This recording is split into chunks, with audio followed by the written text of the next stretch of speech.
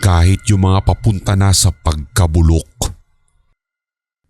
Hinuhugasan at pinakukuluan na lamang ng mabuti at pikit matang kinakain. Pero kalaunan ay pinagbawal din iyon dahil nakasasama sa kalusugan. Sa ganoong sitwasyon dumating sa aming lugar si Mitos.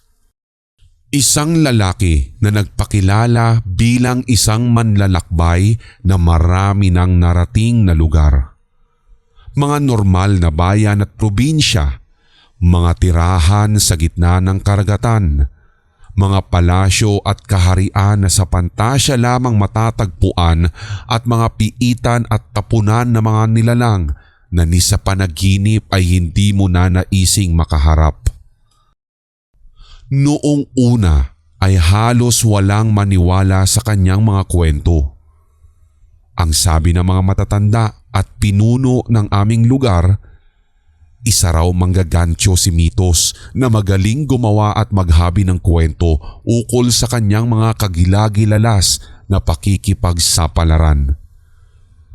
Huwag daw kaming maniniwala sa kanya dahil hinuhuli lamang niya ang aming kalooban upang mapagnakawan kami kapag siya ay nakatsyempo.